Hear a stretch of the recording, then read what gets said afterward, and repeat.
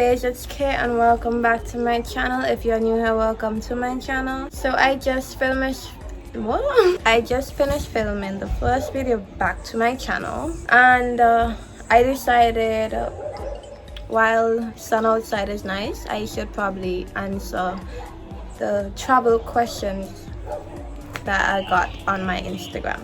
So we're gonna do that now. So I called for reinforcements because my mommy might better help me answer some of these questions. Okay, so you just told me hurry up. The first question is first place I visited, and I don't know the first place exactly that I visited. Barbados. Barbados for what? We went to visit your dad in a cruise ship. Okay, so Barbados to visit my daddy on a cruise ship when he used to sail. Oh, funeral? They need them to stay home. The next question, what are some places that you would like to travel to next? Well, on the bucket list is probably Bora Bora, first of all.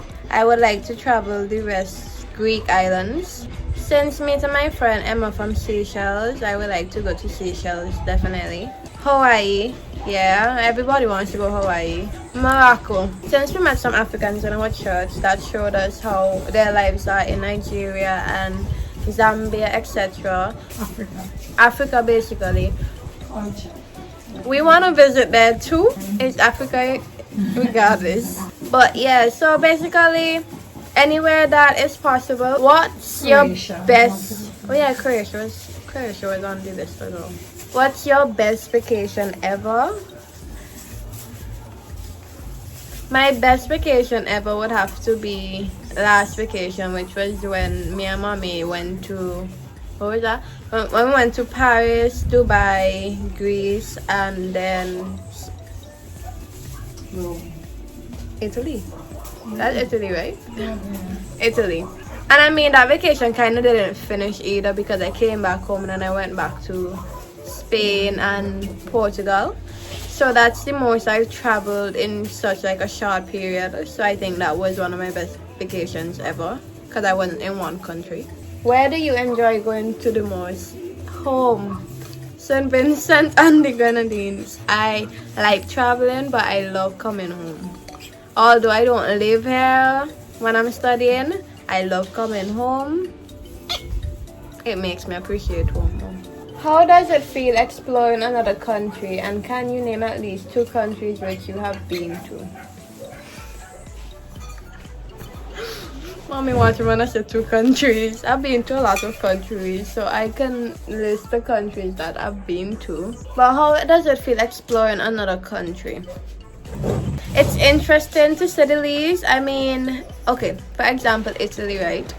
When we went to Italy and we had breakfast, I asked for hot chocolate, and they melted a literal chocolate bar and put it in a teacup, and that was their hot chocolate when I was asking for like the tea. It's different to see the different cultures, and it gives you better knowledge on how other people live. Basically, when we went to Santorini, I just thought Santorini was all for looks. Didn't even realize Santorini had a whole history behind it, with a volcanic eruption separating the islands, etc. It was quite interesting to say the least. The food in every country isn't the same, definitely not. The music in the countries interesting to say the least. When we went to Portugal, there was actually like people live singing, etc. And that was quite interesting. Dubai was different in the sense because it was a country that was more conservative. So you had to be aware of like how you dress and how you carry yourself in public as well, so you don't disrespect the people. Like every country has its different laws and different rules that you have to be respectful of. Everybody has its different experiences, because like when we went to Rome, we were riding on a horse and carriage around Rome. So I just think that when you go to a country, you're supposed to be open-minded and want to experience any and anything anything that you won't experience again, or you don't know if you're gonna experience it again, you should definitely go and try it. Like when me and mommy went to Dubai and we did the desert, that was a safari. We did a safari, and then we came straight back to like a kind of hotel. Rode camels, rode horses. We held a falcon on our arm, and then we sat down and we watched like a man breathing fire, belly dances, a man with some light up skirt. By the way, some of these vlogs are actually back on my channel in like early last year, so you can go check those out to see what I'm speaking about, because most of these experiences are there. But yeah, you just have to be open to do any and anything, experience any and anything, or you won't enjoy yourself. And you have to be open-minded to everybody's culture, because not everybody lives like you. As for the countries that I've visited, so I've been to Barbados quite a lot, because anywhere we have to go, we literally have to pass through Barbados or Trinidad. I went Trinidad on a school trip already in like form 4. I've been to St. Lucia to visit daddy while he was docked there on a cruise ship. Curacao, we went on a Girl Guide camp. Outside of the Caribbean, I went to United States of America enough times. New York especially, enough times. New York, New Jersey.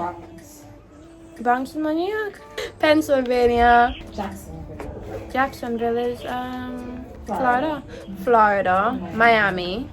Honestly, I took a road trip already. Orlando, because we went to Disney. Yeah, Orlando. Oh yeah, we went Disney. I took a road trip with Isis and them in America, but I don't know where we ended up. Hamptons.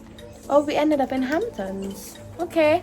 Then outside of United States, the first time I went anywhere else was when I went to school in England. And then that became the start of us visiting Europe. So from England, we went to Paris, obviously, Italy, Dubai, Greece, but more so Santorini. Then I went to Spain and Portugal. And I was supposed to go to other places, but thanks. You know who you be. After traveling like that, it just makes you feel like you want to explore the world some more. So there's only more exploring you can do in life. How do you travel so much? Is there a cheap way to travel? How do you travel so much, mommy? So you want to go somewhere, and you give some time to save or whatever you have to do, and you plan towards it. What I've learned is traveling in Europe is so much cheaper than the Caribbean or anywhere else, because once you get to England, everything else is cheaper. Flights are cheaper to move around in Europe than it would cost you in the Caribbean. Hotels are cheaper. So basically, right, what my mom is saying is that you have to be willing to sacrifice the money and save.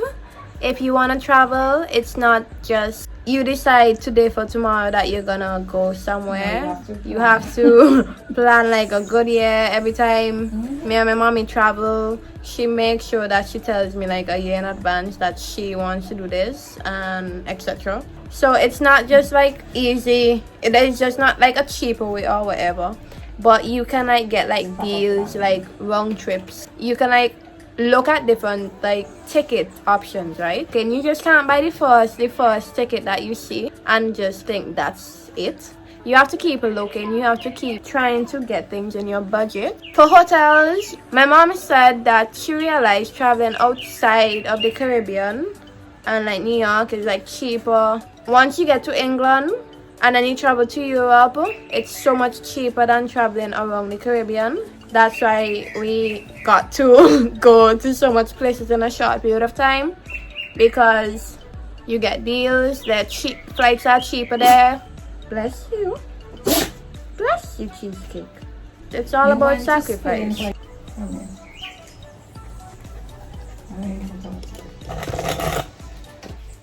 Friends, are you happy with yourself?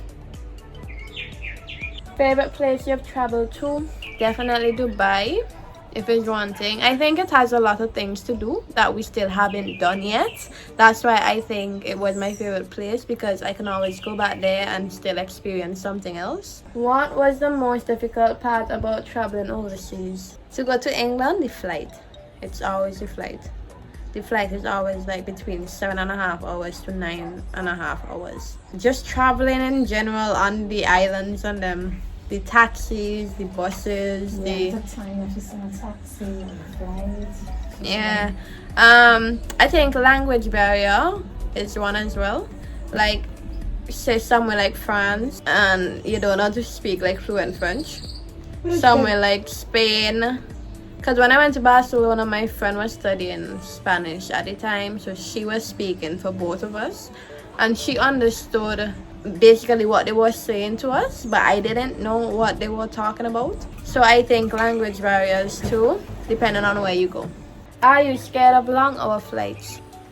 Yes. That's why I speak through them. Long hour flights are scary because there are a lot of turbulence in the air. So I just try to like sleep it off, because what else you going to do really and truly? Sometimes the Wi-Fi on the plane don't even work, so what are you going to do? What was Greece like? Was it expensive to stay there? It was one of the cheapest places to stay.